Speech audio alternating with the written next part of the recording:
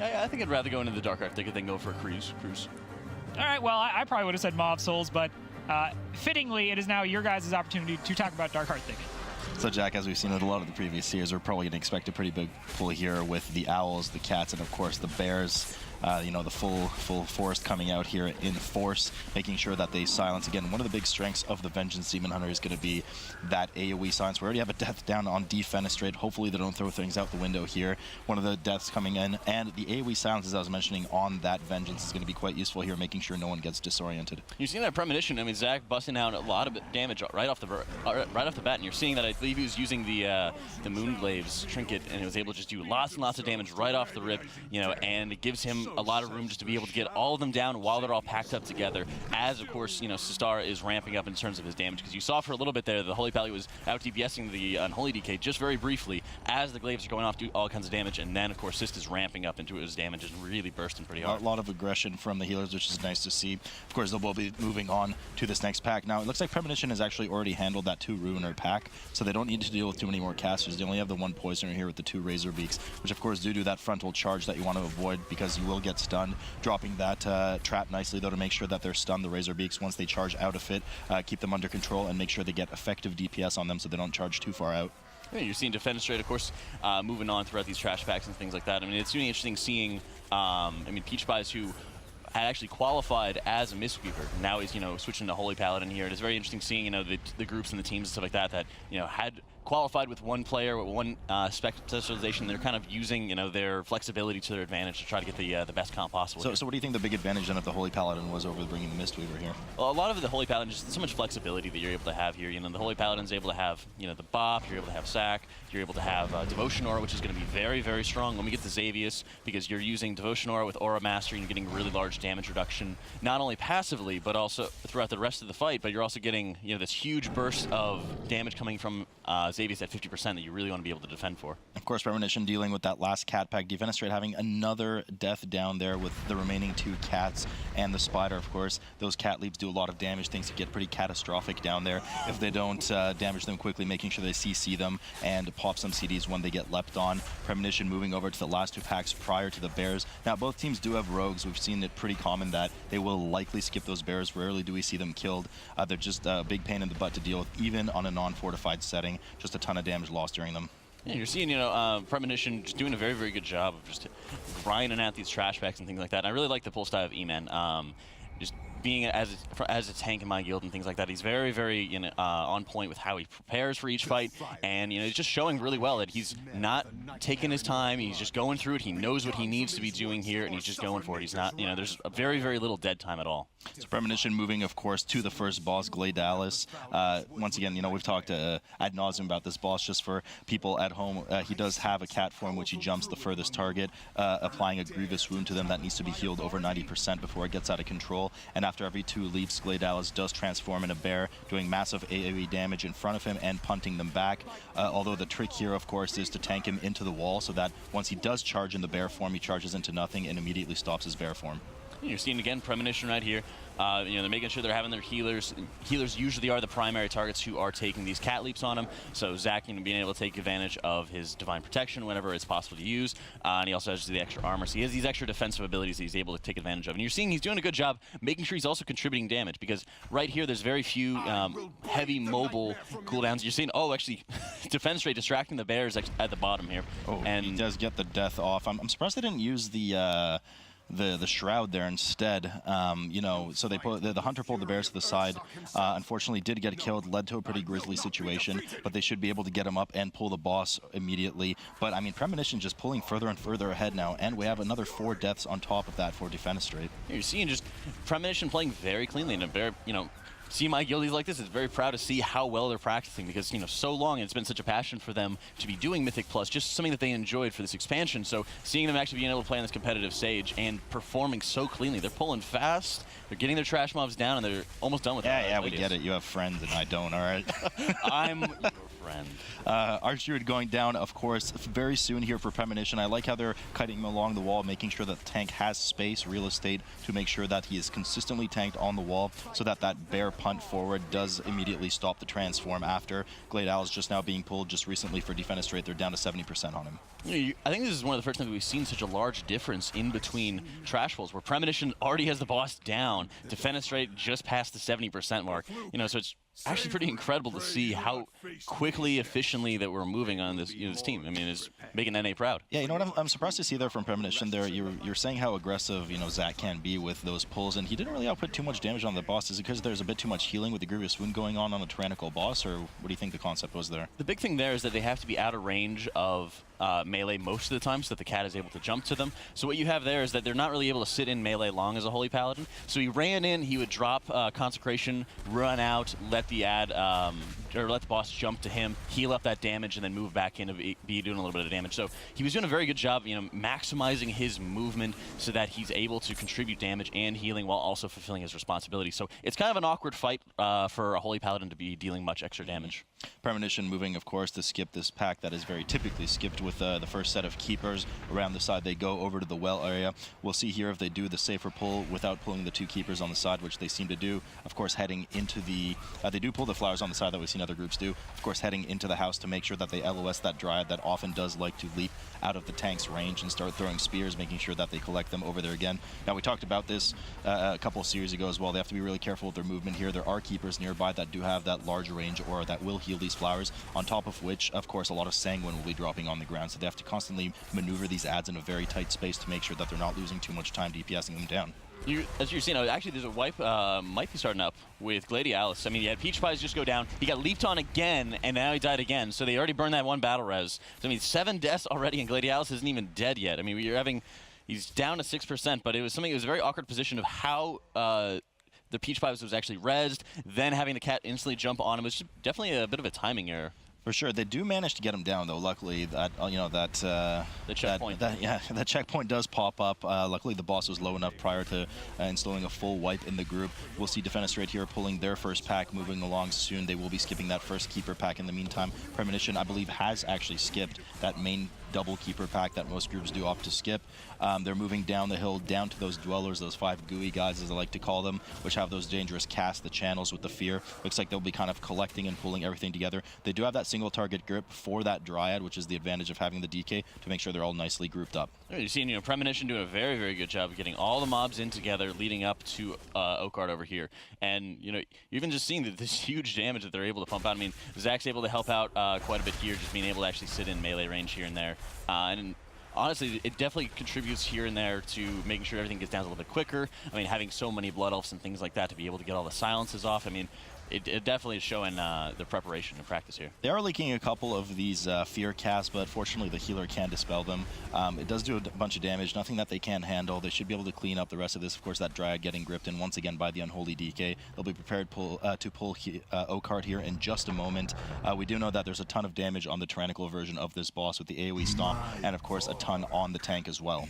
And you're seeing as they're pulling Oakheart here, it just making sure everyone's pretty tightly packed in together. They're quickly and easily going to be able to deal with these stomps that are going out. So, you're seeing instantly as that stomp happens, Zach pops Beacon of Virtue. He's instantly able to, get Holy Shock off and then start getting people, in that more favorable position. His bounce back is very, very strong. And of course, one of the big advantages of having a Paladin, regardless if it's holy or not, is they do have that, dropping so low, E-Mangle with that frontal breath, is they do have that hand of freedom that they can kind of run through the roots and make sure they AoE down as a result. That mass tank damage now going up on E-Mangle. He'll be thrown down and have to make sure to face the boss away immediately for the oncoming frontal again, the breath. You've seen, E-Man is doing a very, very good job. The coordination that E-Man, the synergy that E-Man and Zach have together is very good. Where, yes, E-Man did drop pretty low before the pickup, but right as he had gotten picked up, Zach got him topped off, got him into a favorable position there, and got him where he needed to be. And that's one thing, they run Mythic Plus together so much, so often. So we see Defenstrate, of course, using the Shroud. Indeed, they had saved it earlier. This is why they used the Hunter to pull the Bears for that double Keeper pack, now moving down to the Dwellers as well. Premonition, meanwhile, still chiseling at Oakheart, which, of course, is one of the biggest trees in the dungeon. There's a lot of junk in that trunk. They'll be DPSing him down, grabbing the tank there, and Defenestrate having another death down there. I mean, their pulls consistently are just so sloppy. Every other pull, we're having another death or two, and it's just adding so much to the clock for them. And that's one thing that we were kind of talking about as we were going through China or Asia Pacific, you know, all these teams having the time to practice and prepare, and they know what they can be expecting here. So it definitely is kind of scary to me when they're showing that they're having very sloppy pulls. I mean, and they don't have the battle res right now, it doesn't seem like, so they're going to have to deal with these remaining 4 mobs. Remember, they did use the Shroud to skip, so a full team wipe would be pretty detrimental to them right now. They would have to re-clear everything, so they have to DPS the rest of this trash with one of their members down. Premonition, meanwhile, chilling through Oakheart, only 18% left. I mean, they're just pulling further and further ahead at this point, dealing well with the stomps. No bad RNG of stomp quaking combo, and the tank is handling the damage well. You're also seeing that there's been no deaths so far. I mean, even as they're taking these stomps and things like that, I mean, there's no deaths. Everyone's been playing very cleanly, very safely, and that's one of the things is that it just shows, you know, the time that they've been able to practice together and how serious that they've been preparing for this tournament. We're really seeing which teams throughout this tournament have been preparing very well. For sure. So we do down Oakheart, of course. We should cut it out with the jokes on them. They're getting a bit too sappy. We'll have to keep moving on to the next pack. Where will it end?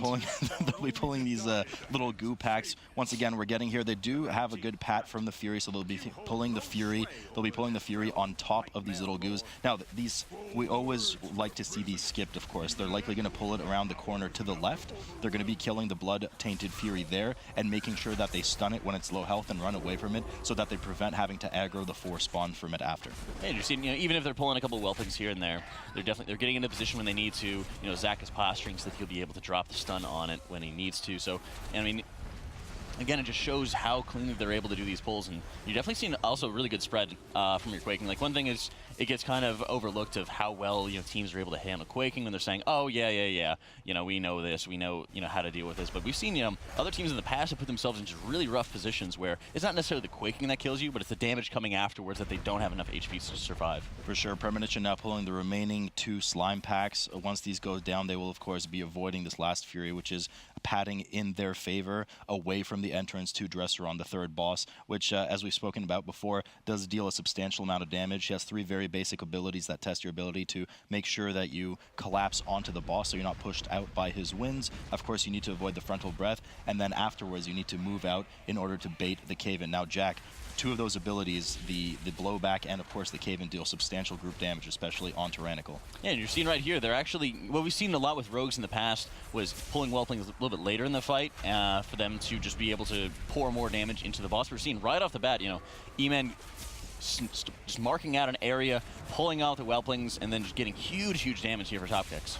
Yeah, so the Rogue getting a bunch of extra eviscerate damage from those whelps being up. It is a tyrannical boss. I do want to chew, of course, through it as quickly as possible. It is a race at the end of the day.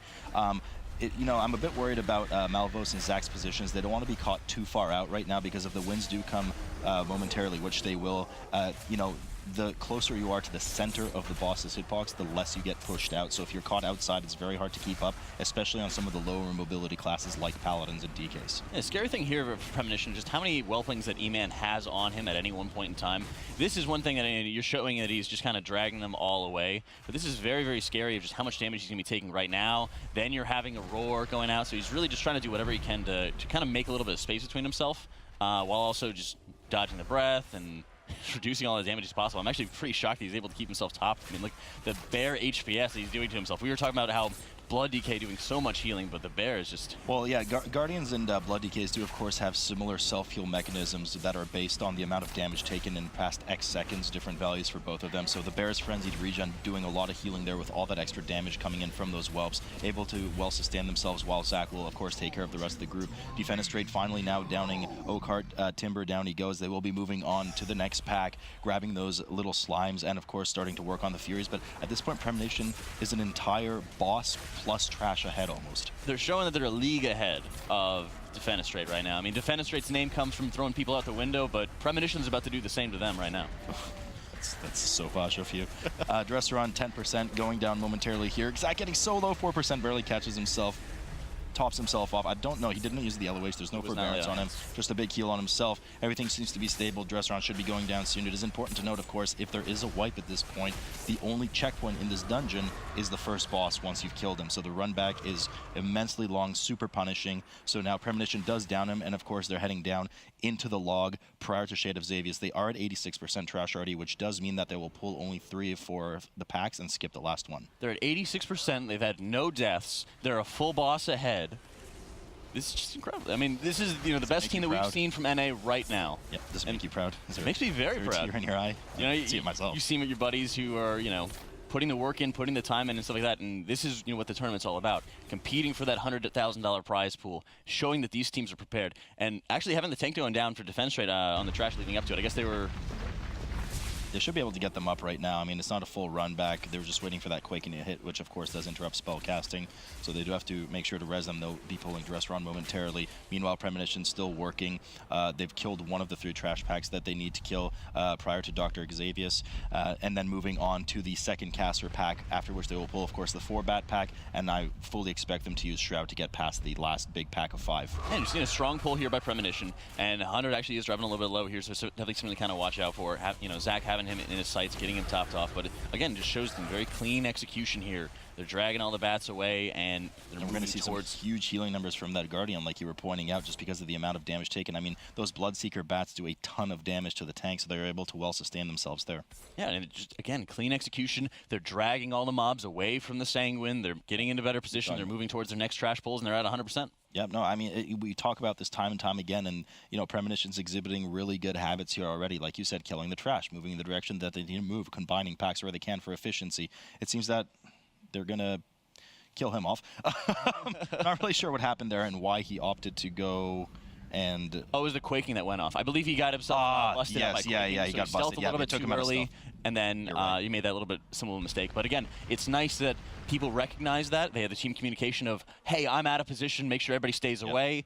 And, again, it's one death that is a minor mistake that's not even going to be making a big difference right now. He tried to sneak by just a bit too early, got caught. As you said, luckily it wasn't the entire group. They did wait for that quaking to go prior to shrouding and going through. Otherwise, they would all get caught out of position into that 5-pack.